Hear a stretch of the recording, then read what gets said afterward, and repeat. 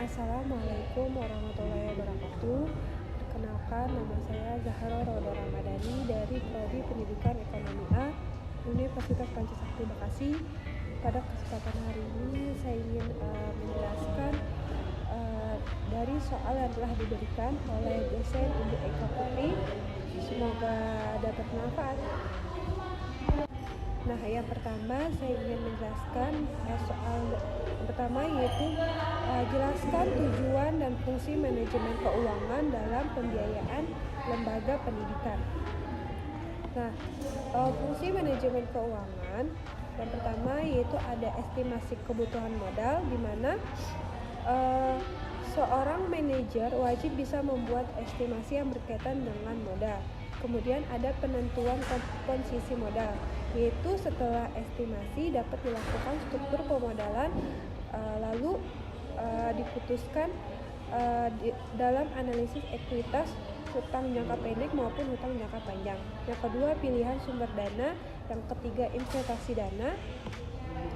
Dan yang keempat, pembuangan surplus, pengolahan uang tunai, dan kontrol keuangan. Kemudian, tujuan dari manajemen keuangan yaitu yang pertama, memaksimalkan keuntungan berdasarkan keputusan yang tepat. Yang kedua, menjaga arus kas supaya sesuai untuk membayar semua kewajiban dan beban perusahaan. Yang ketiga, mempersiapkan struktur modal yang bisa didapat dari internal ataupun eksternal. Yang keempat, pemanfaatan uang yang tepat dan optimal supaya efisien terus terjaga. Yang kelima, memaksimalkan kekayaan supaya dividen kepada pemegang saham serta laba ditahan bisa terus optimal. Dan yang keenam, efisien supaya distribusi keuangan pun tepat dalam segala hal di dalam perusahaan. Kemudian soal yang kedua yaitu, menurut saudara, apakah sumbangan terbesar lembaga pendidikan untuk membangun ekonomi?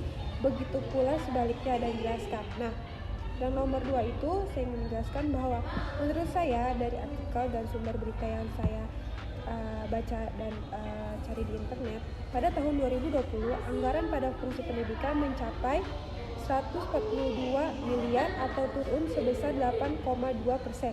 Apabila dibandingkan dengan realisasinya pada tahun 2019, anggaran pendidikan yang perhitungan pembiayaan pendidikan pada pos pembiayaan anggaran yang tidak diperhitung dalam fungsi pendidikan, anggaran fungsi pendidikan dalam periode 2016 sampai 2020 berkait erat dengan strategi kebijakan pencapaian sasaran kepembangunan bidang pendidikan yang ditempuh oleh pemerintah berupa peningkatan dasar dan menengah serta pengembangan peserta didik vokasi yang dilakukan melalui beberapa kebijakan strategi, diantaranya relokasi BOS dari KL ke DAK sejak 2006. Yang kedua, diserahkan pelaksanaan rehab pekerjaan umum dan perumahan rakyat 2019. Dan yang ketiga, peluasan cakupan program bidik misi atau menjadi KIP kuliah sejak 2020. Kemudian soal nomor 3, menurut saudara apa saja indikator yang dapat digunakan untuk mengukur keberhasilan pendidikan dan apa saja faktor-faktor yang mempengaruhi keberhasilan pendidikan tersebut? Jelaskan. Nah, menurut saya bahwa pengertian indikator adalah suatu ciri atau tanda yang menunjukkan bahwa para peserta didik sudah memenuhi standar kompetensi pendidikan. Indikator ialah sesuatunya bisa memberikan petunjuk atau keterangan, sedangkan yang terakhir dalam WHO, definisi indikator ialah suatu variabel yang bisa membantu penggunaannya dalam kegiatan pengukuran berbagai macam perubahan yang terjadi baik secara langsung maupun tidak langsung. Nah, indikator dijadikan sebagai tolak ukur dalam menyatakan bahwa suatu proses belajar mengajar dapat dikatakan berhasil. Nah, yang pertama ada daya serap terhadap bahan pelajaran yang diajarkan mencapai prestasi tinggi baik secara individu maupun kelompok. Yang kedua, perilaku yang digariskan pada tujuan pengajaran telah dicapai siswa baik individu maupun kelompok. Kemudian ada faktor-faktor yang mempengaruhi pendidikan dalam pelajar siswa yang menjadi 3 faktor. Yang pertama ada internal, yaitu faktor dari dalam siswa yang yakni kondisi jasmani maupun rohani siswa. faktor eksternal yaitu dari luar siswa, yakni kondisi lingkungan atau sekitarnya, dan faktor pendekatan belajar yaitu jenis upaya belajar siswa yang meliputi strategi dan metode yang digunakan siswa untuk melakukan kegiatan pembelajaran, materi-materi pembelajaran. Kemudian ada faktor dari organisme maupun dari faktor di luar individu maupun di dalam individu. Nah, kemudian soal nomor 4 yaitu menurut saudara apa saja manfaat yang diterima oleh setelah menjalani proses pendidikan, yaitu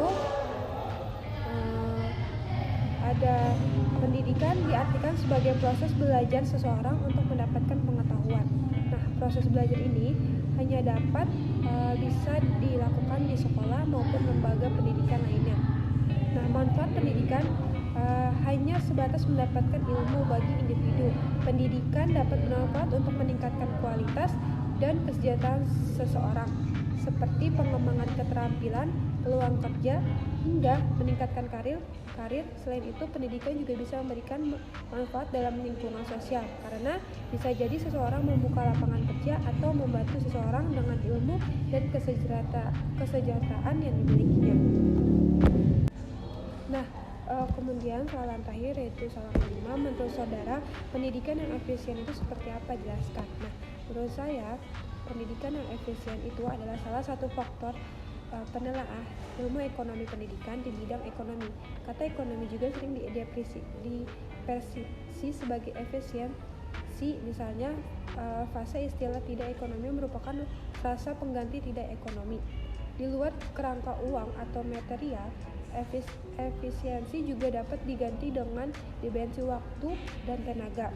Kata efisiensi juga bermakna penghematan, yaitu penghematan tenaga, hemat waktu, dan hemat gerak.